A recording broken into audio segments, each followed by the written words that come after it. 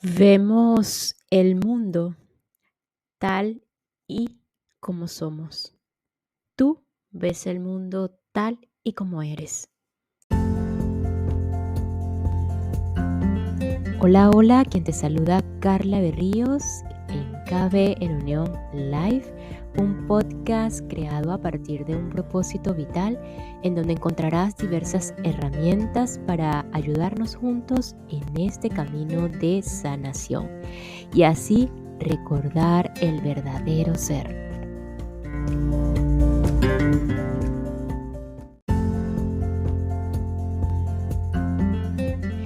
Y continuamos aquí en la técnica de dejar ir de David Hawkins. Bienvenidos, ya culminando este capítulo 6 del deseo, el poder de la decisión interna, específicamente dando paso al capítulo 7, la ira. Ese nivel que va desde la rabia hasta el resentimiento. Cómo usar positivamente la ira. ¿Y qué es eso de la fuente del autosacrificio? Esto y mucho más hoy, así que quédate para ayudarnos juntos en este camino de liberación llamado dejar ir.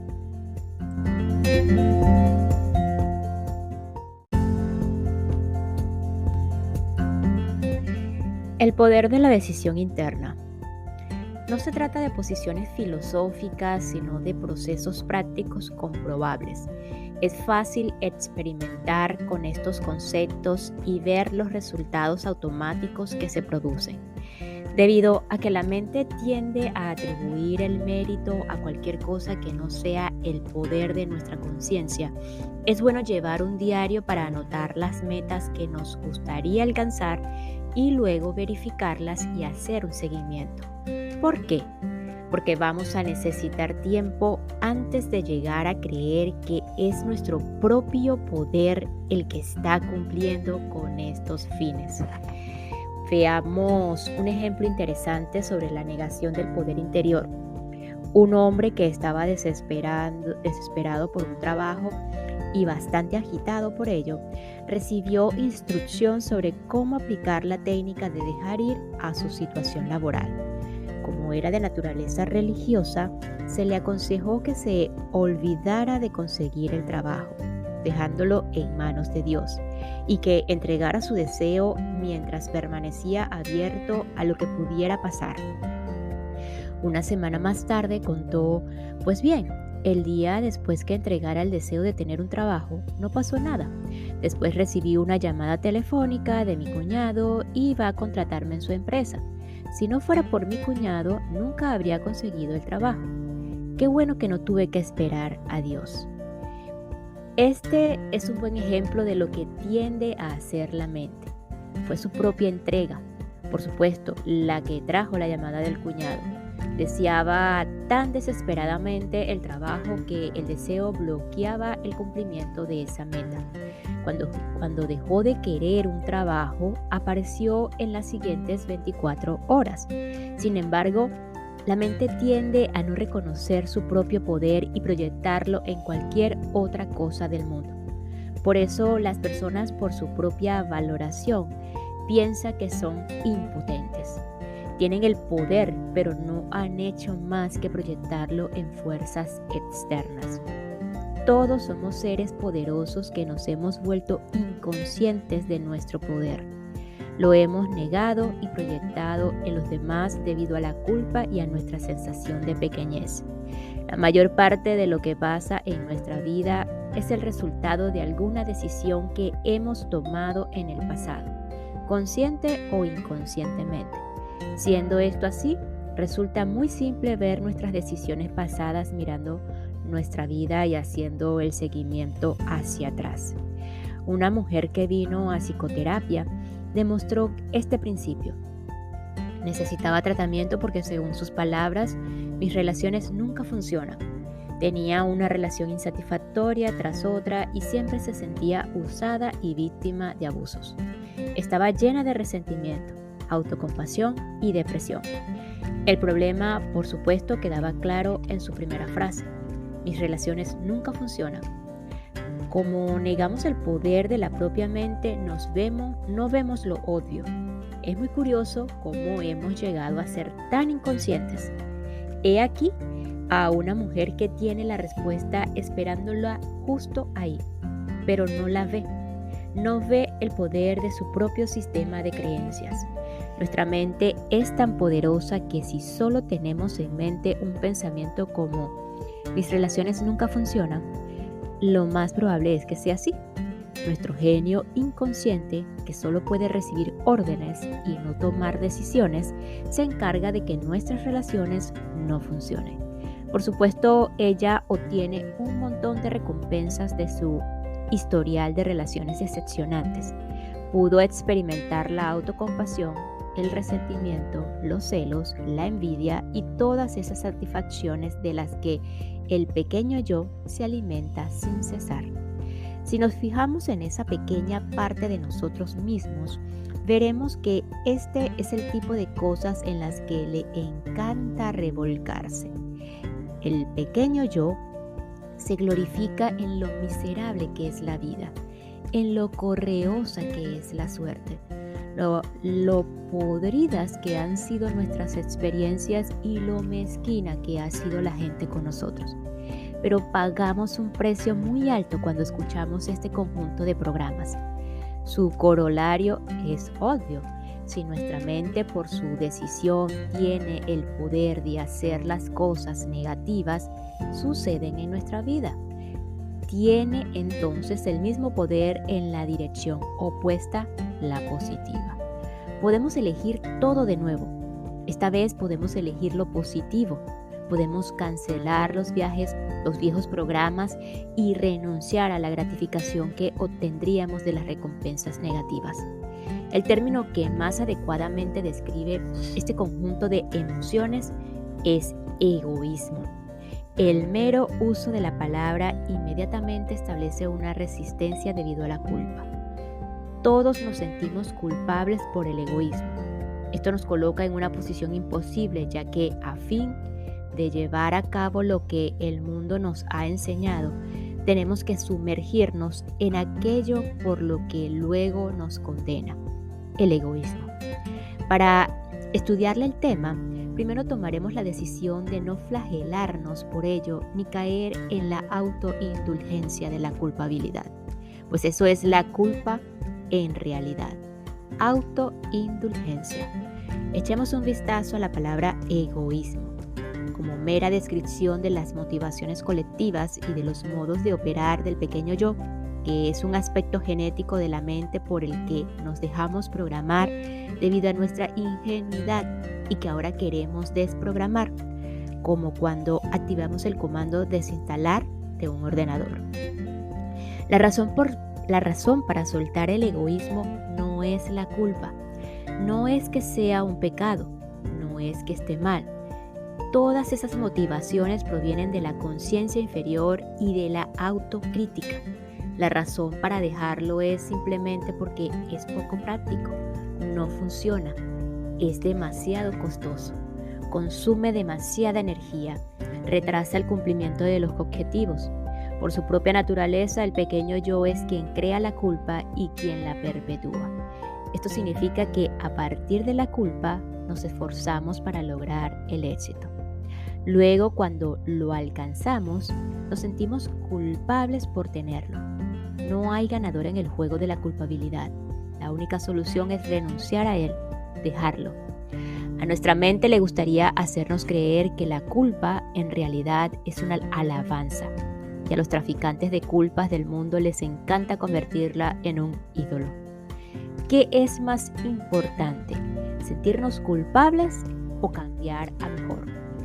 Si alguien nos debe dinero, ¿preferiríamos que se sintiera culpable por ello o que nos pagara? Si tenemos la intención de sentirnos culpables, por lo menos deberíamos elegirlo, en lugar de ser inconscientemente dirigidos. Cuando pasamos de ser yoístas con minúscula a ser yoístas con mayúscula, dejamos nuestro pequeño yo para abrazar nuestro yo superior. Pasamos de la debilidad al poder y del auto-odio a la pequeñez.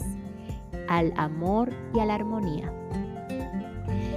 Pasamos de la lucha a la facilidad y de la frustración a la realización.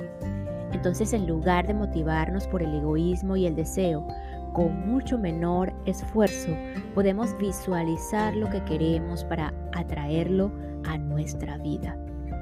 Lo hacemos declarando nuestra intención mediante la aceptación, la decisión y la elección consciente.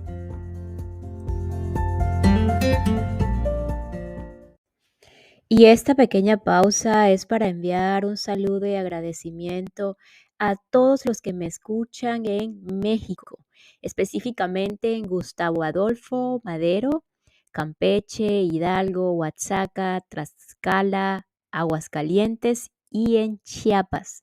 Muchísimas gracias, México, por su receptividad, por su apoyo.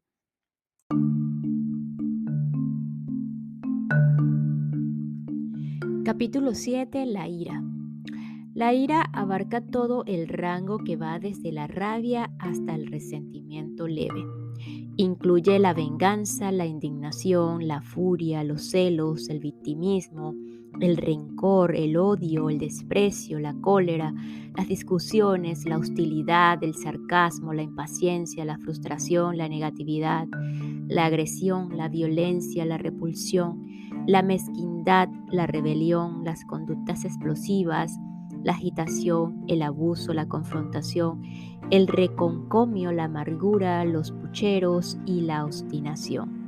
Estas variantes de la ira están bien ejemplificadas en las noticias de los telediarios.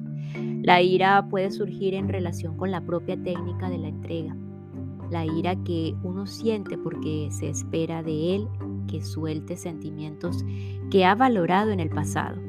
La ira provocada por el miedo a la pérdida. La ira ante los sentimientos en general. La ira ante un sentimiento que no se va de inmediato. Hay una gran cantidad de energía en la ira, por lo que en realidad cuando estamos irritados o enfadados, podemos sentirnos energizados. Uno de los trucos que la gente aprende es a pasar rápidamente de la apatía y la tristeza a la ira, para luego saltar de forma sucesiva de la ira al orgullo y de este al coraje. En la ira hay energía para la acción. Esto lleva a hacer cosas en el mundo. Cuando el deseo energiza a los desheredados del mundo y pasan a sentir ira por lo que les falta, esa ira los impulsa a realizar las acciones necesarias para cumplir su sueño de tener una vida mejor. La enorme cantidad de ira reprimida que hay en la población se evidencia en la popularidad de la violencia plasmada en los medios de comunicación, donde los espectadores viven la experiencia indirecta de expresar su ira en forma de palizas, tiroteos, apuñalamientos, linchamientos y asesinatos de los diversos malos aparentemente de la historia. Por lo general, la ira nos hace sentir tan culpables que creemos necesario hacer que el objeto de nuestra ira sea el malo, entre comillas, para así justificarla. Pocas son las personas que pueden asumir la responsabilidad de su propia ira y decir, siento ira porque estoy lleno de cólera.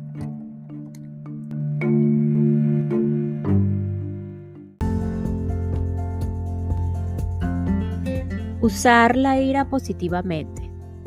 Es común que las personas repriman su ira, agresión y hostilidad interna. La consideran desagradable, indigna e incluso un fracaso moral o un revés espiritual. No se dan cuenta de que la ira reprimida no pierde su energía y que si no es reconocida y trabajada, se manifiesta de formas perjudiciales para la salud y el progreso en general. La intención que está detrás de la ira es negativa y tendrá consecuencias negativas aunque no se exprese. Un enfoque provechoso es ver la energía de la ira de manera positiva y utilizarla para catalizar las ambiciones y acciones de una forma útil. Por ejemplo, Digamos que estamos enfadados con nuestro jefe, estamos resentidos, nunca reconoce nuestras habilidades o esfuerzos, pero sabemos que no es prudente expresar la ira y el resentimiento, pues es probable que ello derivara en la pérdida de nuestro trabajo o por lo menos provocaría el resentimiento del jefe durante mucho tiempo. En el mejor de los casos, la expresión de la ira daría lugar a una situación desagradable. En cambio, podemos tomar la decisión de utilizar esa energía de manera constructiva para nuestro propio beneficio. Puede inspirarnos para crear un proyecto que, debido a su excelencia, pruebe nuestro punto de vista. Puede ser la energía que nos eleve y nos saque de una situación insatisfactoria. Podemos utilizar esa energía para crear nuevas oportunidades laborales o encontrar un trabajo mejor, formar un comité, mejorar nuestra situación laboral, crear un sindicato o hacer cualquier cosa que creamos beneficiosa para nuestros objetivos. En las relaciones personales existe esta misma oportunidad. Podemos usar la ira para inspirarnos y mejorar nuestras habilidades de comunicación, hacer un curso sobre relaciones interpersonales o inscribirnos en un programa de crecimiento personal. La ira puede inspirarnos para poner claridad en nuestro esfuerzo y hacer mejor el trabajo. Así, esta situación puede dar como resultado la reafirmación. Puede inspirarnos a buscar dentro de nosotros mismos y a renunciar a todos los sentimientos negativos a través de la aceptación. En lugar de enfadarnos, podemos aceptar la situación.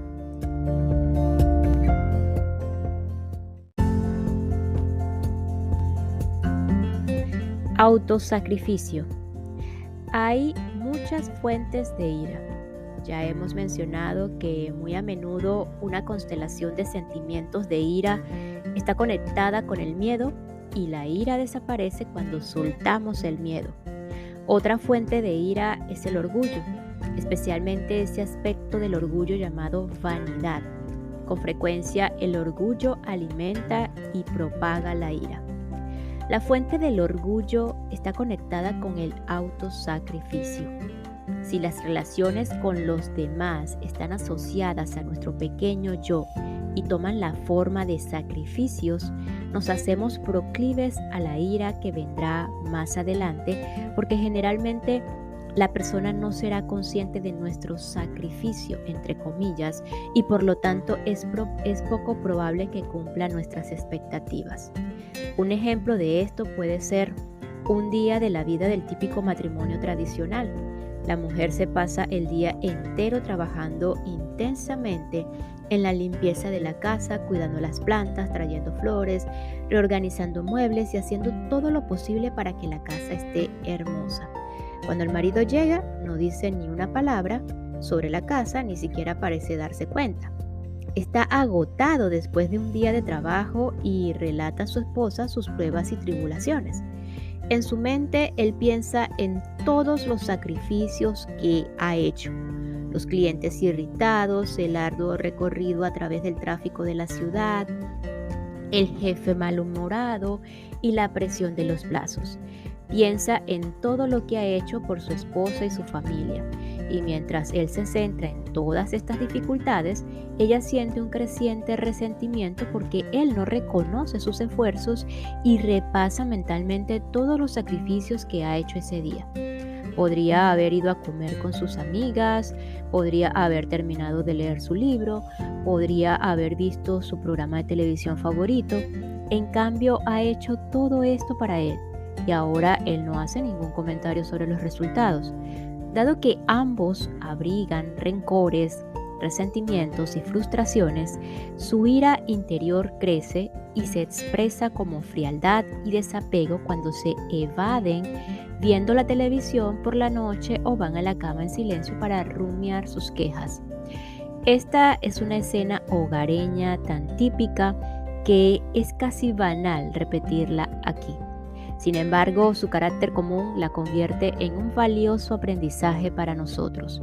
Podemos examinarla y tratar de desenredar el declive de esta relación. La otra persona siente la presión de lo que queremos y deseamos de ella. Por lo tanto, inconscientemente se empieza a resistir. En el ejemplo anterior, ambos buscan reconocimiento, lo quieren, lo desean, pero no se lo dan el uno al otro. Cada bando se siente presionado y por consiguiente se resiste. La resistencia se debe a que siempre sentimos la presión como una negación de nuestra elección. Se considera un chantaje emocional. La fórmula inconsciente es: dame lo que quiero o te castigaré con la pasividad, la ira, la amargura y el resentimiento. A todos nos molesta el chantaje emocional. Todos nos resistimos cuando nos damos cuenta de que alguien está buscando un cumplido y la resistencia persiste tanto consciente como inconscientemente. Cuando estamos motivados por el autosacrificio, presionamos a la otra persona, incluso si conseguimos forzar un reconocimiento. Le faltará sinceridad. Un elogio forzado no satisface. Parte de la ira surge del orgullo de haberse sacrificado. Tenemos cierta vanidad secreta con respecto a lo que hacemos por los demás y nuestro orgullo por el éxito nos hace vulnerables a la ira cuando no se reconoce nuestro sacrificio, entre comillas. La manera de contrarrestar esta ira es reconocer y renunciar al orgullo, al placer de la autocompasión y considerar nuestros esfuerzos en favor de los demás como regalos. La recompensa es la alegría que nos produce ser generosos con los demás.